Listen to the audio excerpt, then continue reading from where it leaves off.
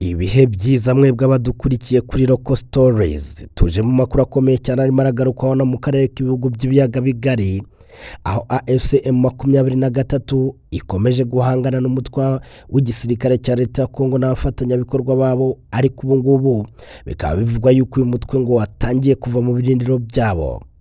Ni ibintu uyu mutwe watangiye guhakana, ukavuga yuko mu by'ukuri ibi ari ibikuka by'ubutegetsi bwa Kinshasa. Ese bimeze gute? Turaza kubigarukaho.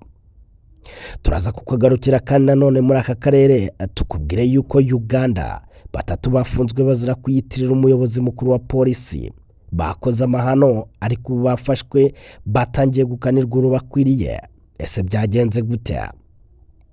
Intambara irakomeye cyane kandi mu karere, usibye yuko harimo haranavugwa faiblesse ikomeye cyane y'umugabo witwa Evariste Ndayishimiye. Ubu tuvugana umugabo yatanzeho umukandida witwa Macky Sall wa EU.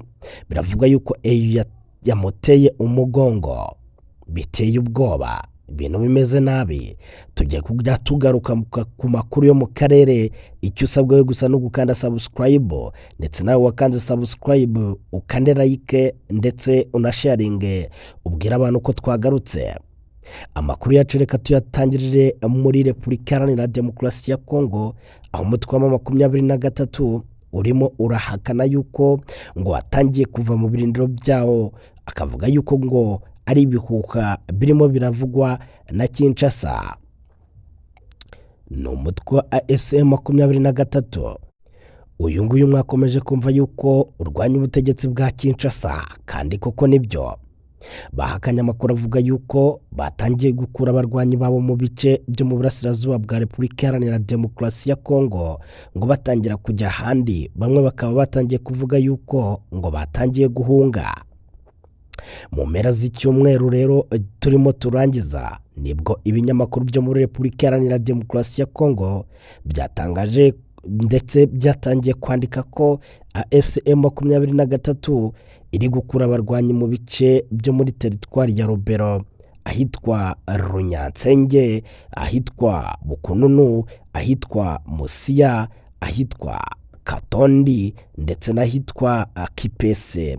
Bikaba byaravugwaga yuko ngo barimo barimukira muri Arimbongo, Kirumba ndetse na Kanyabayonga. Ni icyemezo rero mu by'ukuri itangazamakuru ryatangaje yuko cyateguwe ngo bikomeye cyane, bitewe n'igitutu gikomeye ngo uyu mutwe washyizweho na Leta Zunze Ubumwe za Amerika. Bikavugwa yuko ngaho barimo barava ari ukugira ngo baberekere abacukura amabuye ndetse n'abayobozi ba Amerika bari kuza kwiga ku bijyanye n'ibirombe bahawe na Kinshasa.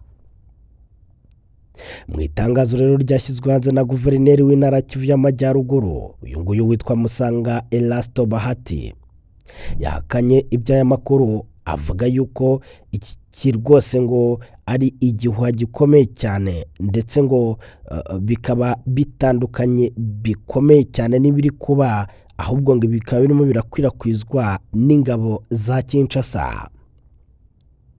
Iri tangazo rero rivuga yuko ubuyobozi bw'intara ya Kivu y'Amajyaruguru buhumuriza abaturage ngo intara yose ibikorwa birimo birakorerwamo ni ibikorwa bisanzwe byo kwimura ingabo bisanzwe. Birumvikana ko byanga bikunda abaturage kuko barimo baragenda bahava, ndetse n'abasirikare uko bahavuye. Ibi rero bakaba bemeza yuko ngo bitandukanye n'ibihuha bikomeye cyane byatangajwe byatijwe umurindi n'imbuga nkoranyambaga by'ubutegetsi bwa Kinshasa, bigamije ngo gushyira abantu mu rujijo ndetse no gutera ubwoba ababaye ko mu mahoro n'umutekano. AFCM 23 ikaba kandi yihaye intego yo kurinda abaturage bose ikibi aho cyaba giturutse hose. Guverineri w'intara Bahati Musanga Elasto yasabye abaturage gukomeza imirimo yabo uko bisanzwe.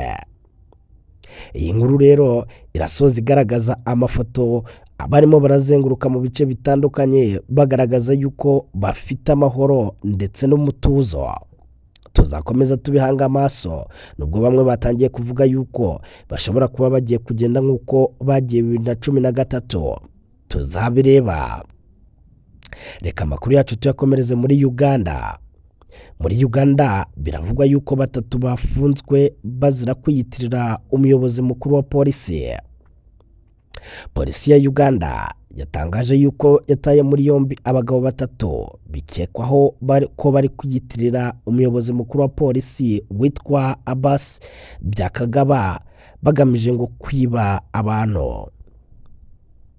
Abafashwe rero ngo ni uwitwa Ariho Abdulakar Mutam, uwitwa Bukenya Fahim ndetse n'uwitwa Kawesi Daraton. Abangaba rero ngo bakaba batawe muri yombi ku itariki ya 24 Werurwe 2026. Polisi ya Uganda ikaba ivuga yuko kuri ubu ngubu aba batatu rwose bafunzwe ndetse ngo bazira kuba bari barafunguye amakonti atandukanye biyitirira IGP Byakagaba bagamije ngo gucucura abantu batandukanye.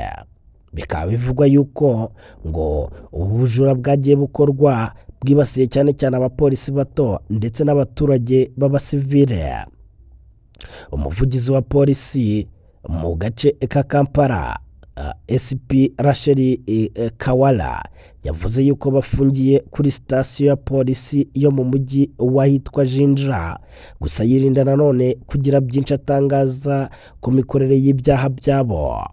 Nabyo tuzabihanga amaso ndetse turakomeje kureba ibirimo birabera muri Uganda, cyane cyane ibivugwa hagati y'abayobozi b'indani mu buyobozi bukuru bw'igihugu.